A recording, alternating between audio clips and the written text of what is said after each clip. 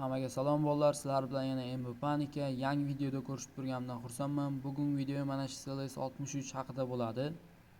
Bu CLS ni yaqinda oldim, ko'p bo'lmadi. Atiga 37.9 km yurgan probegi. Eski CLS 63imda mana ko'rishingiz mumkin, tepasida taksi body kit qo'yilib qoldi. Buni umuman olib tashlab bo'lmadi. Sariq mana ko'rishingiz mumkin, taksi belgisi turibdi. Uni umuman olib bo'lmadi. Keyin Telegram kanalga ID tashladim. Telegram kanaldagi obunachilarimizdan bittasi kirib sotib oldi. Ularga tekinga tushdi mashina. Bu CLS 2300 nimi 300 HP shift time'largacha bor edi. Migalkalar ham bor. Aybi shu tepasida taksi body kiti bor, sariq. Keyin logotiplari yo'q, shu oddiy CLS 63, lekin 300 HP edi. Mana ko'rishingiz mumkin. Mana oldingi holati, uni salonda ham to'g'rilab bo'lmadi umuman. Foydasi bo'lmadi, olib tashlashdi.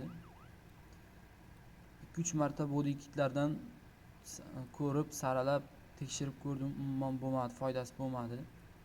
Mana orqa spoilerlar ham almashtirib ko'rdim, bamperlarni almashtirdim, yon qanotlar.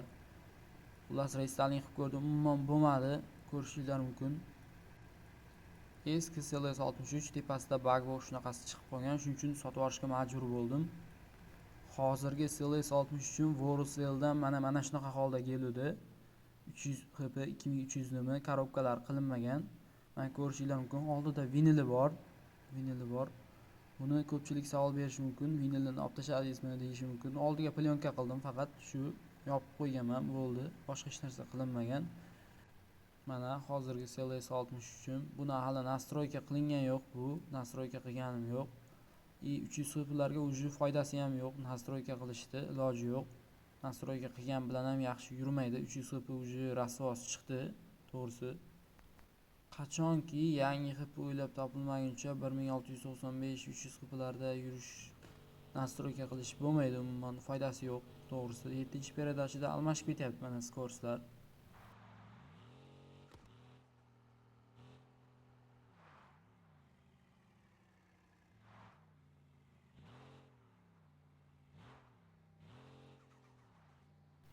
Bunga hali nomer taqilgan yo'q.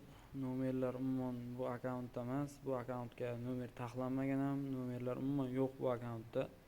Oddiy nomer qo'yib qo'ydim, Uzubi degan qora nolari bor, qora, o'rtasida oq Uzubi degan yozuv bor. Shu nomer qo'yib qo'ydim. Diskalari o'zini Voruseldan qanaqa kelgan bo'lsa, shu diskada turibdi. Bamperlari o'zi olingan edi. 1000 ko'yinga sotib oldim mana shuni Voruseldan, 300 HP.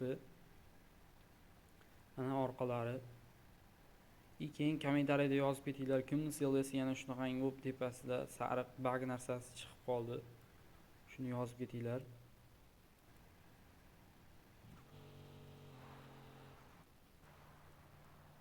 Mana ko'ryapsizlar, qordan mashina vahshiy toyayapti, buksavat bo'lib.